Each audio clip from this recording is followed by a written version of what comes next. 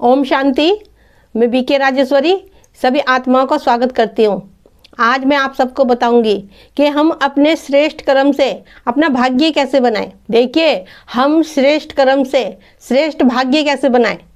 देखिए, इसके लिए आपको अपनी सोच पॉजिटिव रखनी हैगी। जब आपकी सोच अच्छी होगी, पॉजिटिव होगी, तो श्रेष्ठ कर्म तो आपके ऑटोमेटिक ही बनते जाएंगे। उसमें कोई आपको ज़्यादा मेहनत नहीं करनी पड़ेगी। लेकिन वही है कि हम आत्माओं के संपर्क में आते हैं और कुछ अच्छा भी हो जाता है, कुछ बुरा भी हो जाता है। लेकिन हमारे संग कुछ बुरा नहीं होना चाहिए, क्योंकि अगर बुरा होगा तो भाग्य खराब होगा। इसलिए कहती हूँ कि सबको आत्मा देखो और देखिए, और सबके लिए अपने अंदर प्यार रखो, शुभ भावनाएं रखो, शुभकामनाएं रखो। क्योंकि ये सब जब ही होगा जब आत्मा देखोगे आप कि उस परम पिता परमात्मा के हम सब बच्चे हैंगे। देखिए, अगर हम किसी को प्रेम देंगे तो प्रेम मिलेगा हमें। अगर हम किसी को कठोर वचन बोलेंगे तो वापिस ही कठोर ही वचन आएंगे। किसी को गाली देंगे तो दूसरा कोई गाली देगा। तो प्यार दोगे तो प्यार मिलेगा।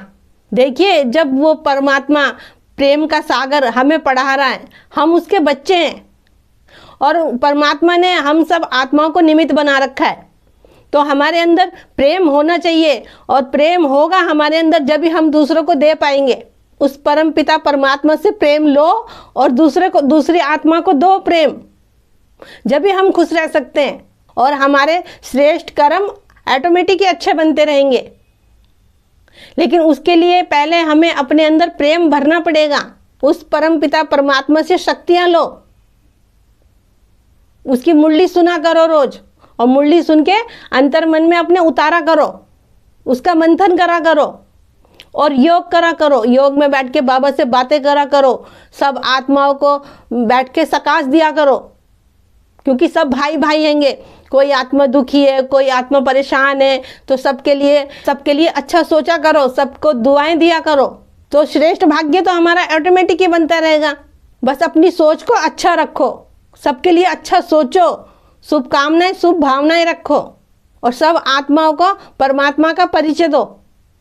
कोई भी बाबा के ज्ञान से वंचित न रह जाए और वह आत्मा भी अपना भाग्य का सितारा चमकाए। देखिए, कर्म तो हमें करने ही है, तो क्यों ना हम श्रेष्ठ कर्म करें। क्योंकि जब हमारे कर्म श्रेष्ठ होंगे तो भाग्य तो हमारा ऑटोमेटिक ही अच्छा होगा।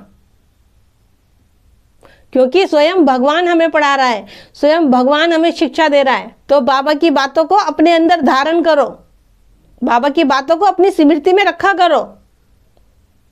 क्योंकि जब बाबा की बातें आपकी स्मृति में होगी तो आपसे कोई गलत कर्म होगा ही नहीं।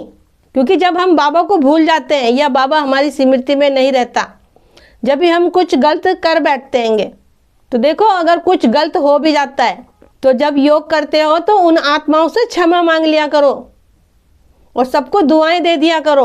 और ये भी ना हो कि बार बार गलती हो रही हो और बार बार उस चीज़ को हम वो गलती हो रही हो और बार बार हम उस चीज़ को माफ़ी मांग रहे हो। तो सब आत्माओं को दुआएं दिया करो।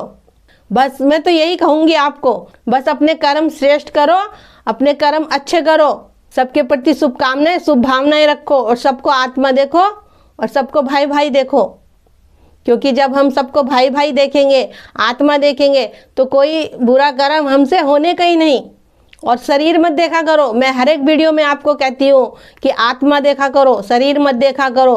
क्योंकि जब हम शरीर देखते हैं, जब भी हम देहभान में आते हैं।